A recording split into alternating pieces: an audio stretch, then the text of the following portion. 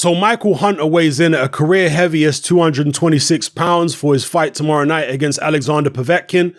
Povetkin weighed in at 229 pounds, which is, slightly heavier than normal for Povetkin, but around his usual kind of weight. If we look at Povetkin's box rec here, 229 for Hunter, 226 against Hughie Fury, 222 against AJ, was 229 against Price. So this is well within Povetkin's normal weight range. In fact, Povetkin has been very, very steady with his weight throughout his career. Kind of reminds me of Mike Tyson, because apart from Mike Tyson's last few fights, he was always in the, mid, the mid-teens from 215 through to the low 220s most of his career, well into his 30s.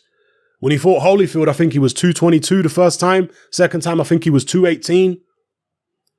And yeah, other than the very, very tail end of his career where he fought Danny Williams, Lennox Lewis, let me think, Clifford Etienne, McBride, and there was maybe somebody else, Nielsen.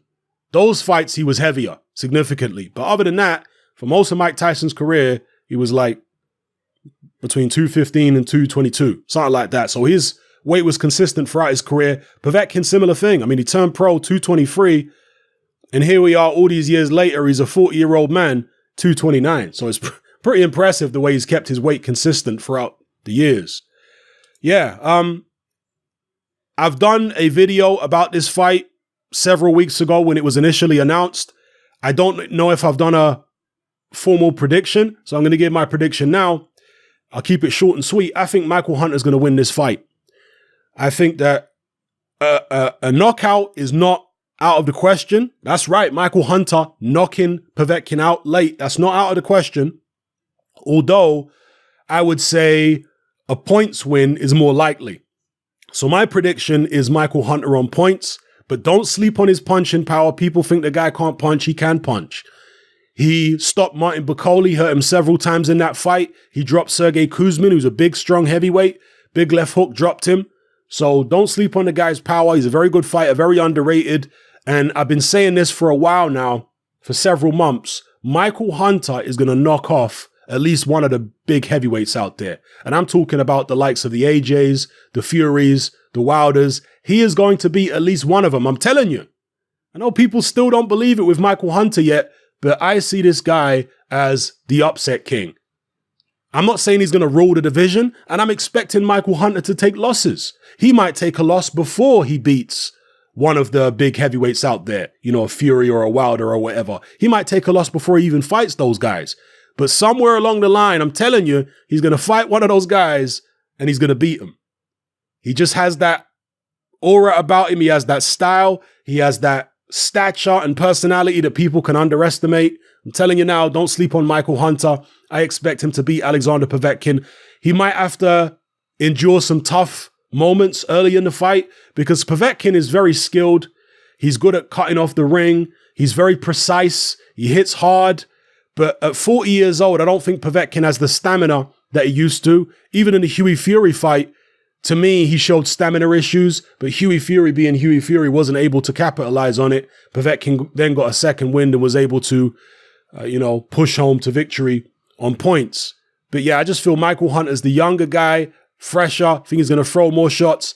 And another reason why I wouldn't rule out a stoppage is because Michael Hunter is not a guy who's afraid to go for a stoppage. If he sees he's hurt you, he'll jump on you. Yeah, that's how he is. Kind of like a Holyfield type mentality. Yeah, Holyfield, even though he was a lot smaller than most of his opponents in terms of his body mass at heavyweight, if he hurt you, he'd go for the finish. When he fought Ray Mercer, a guy with an iron jaw, and he hurt Mercer, he went for the finish.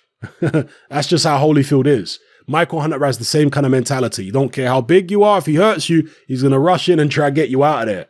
So I think he's underrated by a lot of boxing fans out there, and I'm expecting him to beat Povetkin, and this might be his coming out party. This might be the fight which makes people sit up and take notice. It depends on how he performs. It's not just the win, because if he wins against Povetkin and it's like kind of a boring fight with a lot of clinches and stuff like that, but he just basically outworks him, then people will continue to sleep on Michael Hunter because they'll say, Povetkin was old and Hunter was very negative and all this kind of stuff. people can continue to sleep on him, which is probably to his advantage, to be honest, because nobody's going to give Michael Hunter a title shot unless they have to, if he looks impressive against Povetkin. If he beats him, but it's kind of a, awkward looking fight and he's not devastating, then, maybe he'll find it easier getting a title shot. We'll see. Let me know what you guys think in the comment section below. Who you picking, Michael Hunter or Alexander Povetkin? Now, I do have to admit, I am a little concerned about Michael Hunter's weight at 226 because it is a bit heavier than he's been before.